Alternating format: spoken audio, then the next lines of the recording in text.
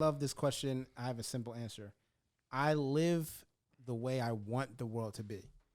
The world will not always meet you where it should be, but it won't ever get to where it should be if we don't live that way.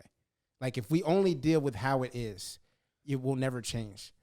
As somebody like, isn't this why y'all started collab? This is why we do what we do. But I'll use that as an example, right? So when I was playing in college, I had a crazy college story. I'm not gonna go through the whole thing, but the first school I went to, which was Fairleigh Dickinson, they had an issue. I wasn't recruited by them. I was recruited by Fordham. They lost their scholarships, and the coach called, and I went there. And I never met the coach. Never met we didn't have any real relationship, and he had just heard about me, and they saw I guess some game tape, but they thought that like most young black men, I guess I would be okay conforming to what their standard would be. Like I went in his office, and he said, we're like the Yankees. We do everything clean shaven. At the time, I had a huge afro.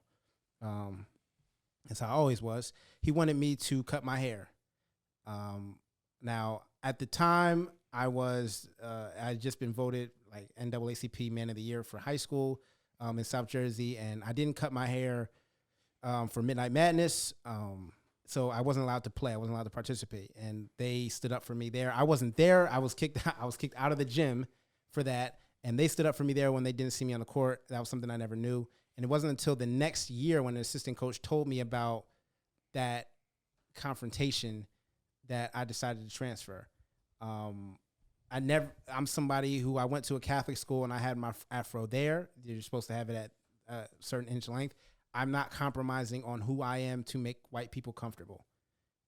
Now the way the world is, that's what most people do. I've had uncles, I've had people, black people that have told me, many black men have told me like, listen, man, you should just cut your hair if that's what they want.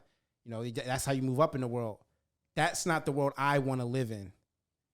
We as black people, this is my natural hair. There's been a lot of people whose hair grow like that. I should be allowed to wear my natural hair the way I want to. And that's the world I want to live in. So that's what I did. That's what I chose to do. That's the fight I chose to fight. It's great to me when I watch these young kids playing college, playing in the pros, and just doing whatever they want with their hair. There's a million different hairstyles. And none of them will know that the fight that I fought with the things that I had to go through. And I'm sure I was not the only one. There's been countless, young black guys who fought to keep their dreads, who decided they wanted to wear their hair this way. And I know I was not the only one in this fight, but there was a whole bunch of us that at some point said, no, I'm not doing that. This is what I want to do.